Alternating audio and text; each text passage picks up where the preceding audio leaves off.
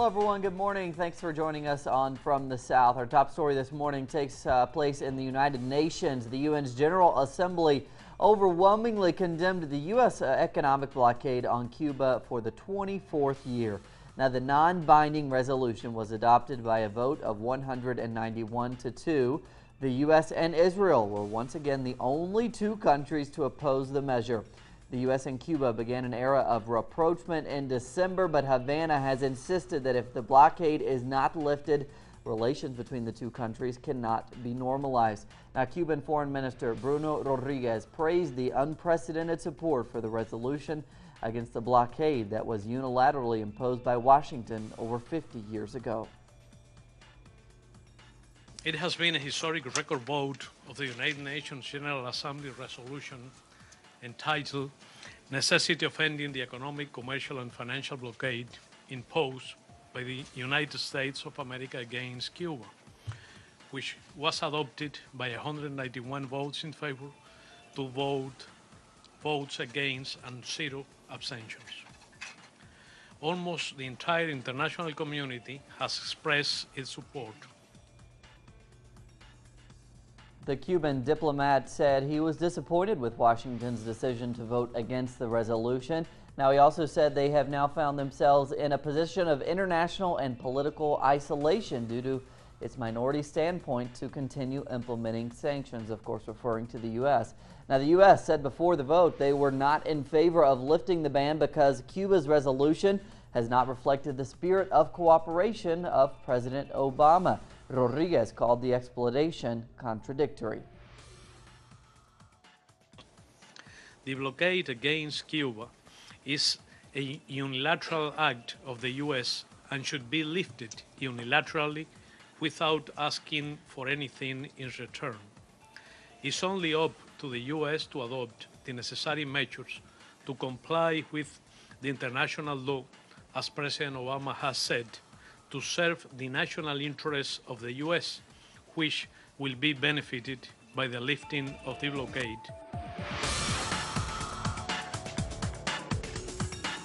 And we go to Venezuela now, where celebrations will take place very shortly to mark 10 years since illiteracy here in the country was completely eradicated. Now, the efforts were spearheaded by the former president, Hugo Chavez.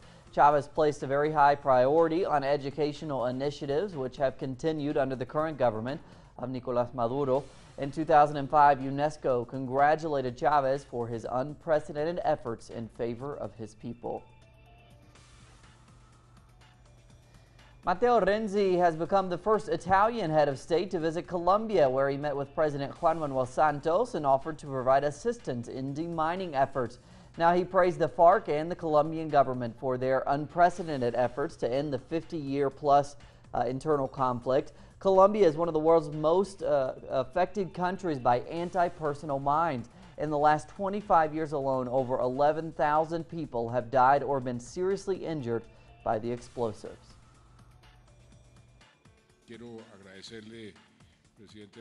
I want to thank President Renzi for your personal and official support to our peace process.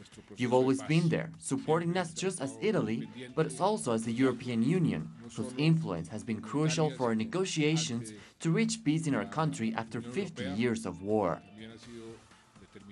The Guatemalan-turned comedian Jimmy Morales said that when he assumes the presidency, he will exert huge efforts to eradicate government corruption. Now, Morales has been criticized for announcing unorthodox policy plans, such as giving poor kids smartphones. Now, he is also reconsidering the role of the military to expand their operations to the war against drugs, among other missions. The 47-year-old swept the elections by garnering over 67% of the vote. He attributed his victory to Guatemalans who are tired of corruption. Many experts and Guatemalans believe that nothing will change, though, under Morales. More than interventionist, it is embarrassing for Guatemala for everyone to realize, the people, the world, that our political class is corrupt. And now we go to Argentina with our correspondent Leonel Poletti-Caduti, who gives us details on the recent national elections and the November 22nd runoff. As he reports, the ruling Front for Victory has retained its first minority in the lower house of Congress. However, they will not have their own quorum. The race towards the definitive runoff election is underway. The fundamental debate here is whether Argentina continues with the progressive policies of social justice of the last 12 years, or if it makes a sharp return to neoliberalism. All eyes are on the voters of the third-place UNA coalition. Their 21% share in Sunday's election has become the umpire in this electoral dispute.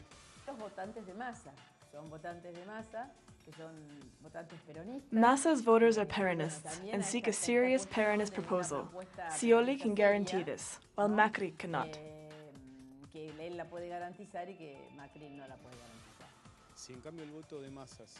If 2/3 of Sergio Massa's votes go to the Cambiemos coalition candidate and only 1/3 goes to the Front for Victory Mauricio Macri, with the numbers he got at Sunday's election, will be very close to 50%. If that occurs, it can easily be said that he will be the next president.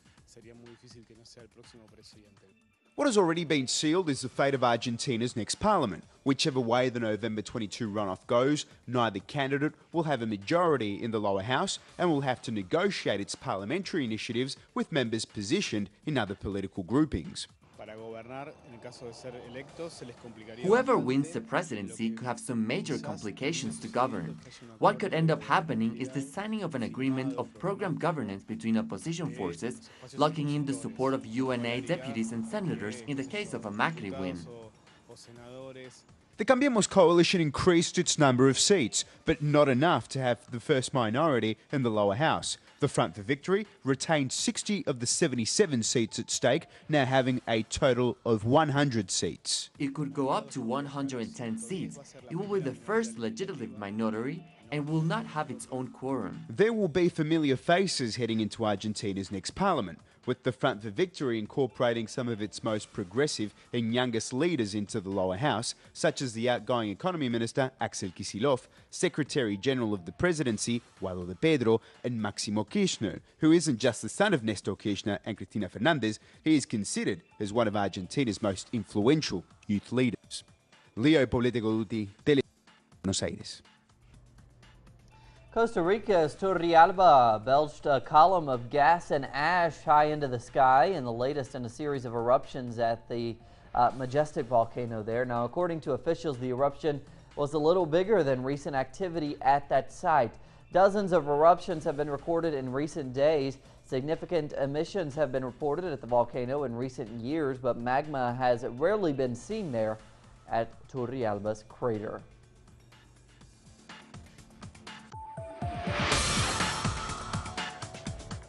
And now, as always, we take a look at some of the other stories making the news around the world.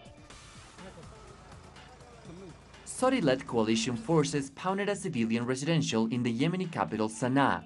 Some injuries were reported, and damages were said to be extensive. Residents of the area said the authorities carried out 3 airstrikes against them. The Saudi-led coalition has killed over 2,500 civilians since they began their attacks on Yemen on March 26th. According to the UN, more than 5,600 people have been killed in total. On Monday, a Medical Without Borders hospital was destroyed by another Saudi airstrike.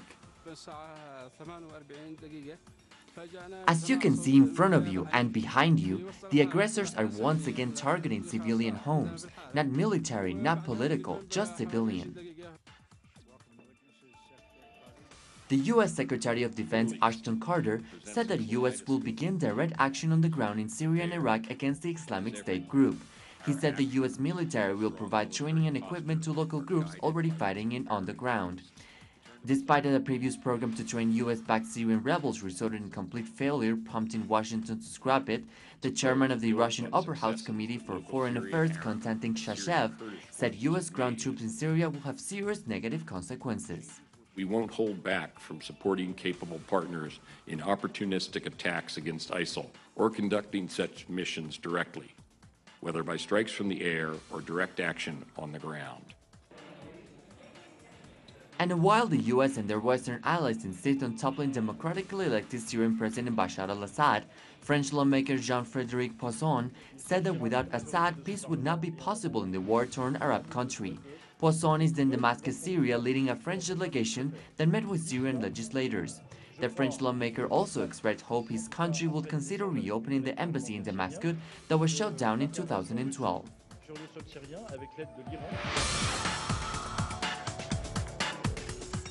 Taking a look at sports and culture news now, the Kansas City Royals and the New York Mets played the longest World Series game in history last night. The first game of the series was won by the Royals 5-4 after 14 innings and just over 5 hours.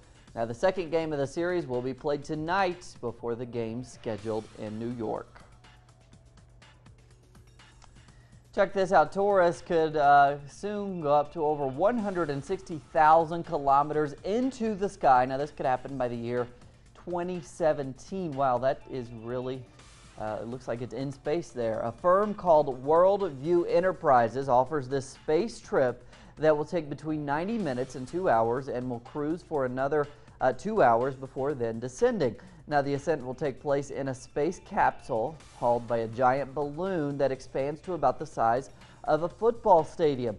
The balloon will separate from the capsule at 80,000 kilometers above ground, and then the capsule will have large windows to see the trip and will be equipped with Wi-Fi and even a bar. Now if you're thinking this might make, for a fun weekend trip, something like that, you might want to check out the price first because it's expected to cost $75,000.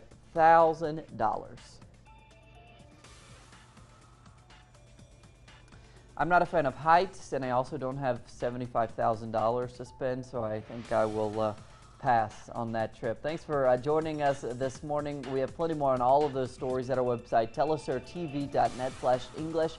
For Telesur English, I'm Cody Weddle. Have a great day.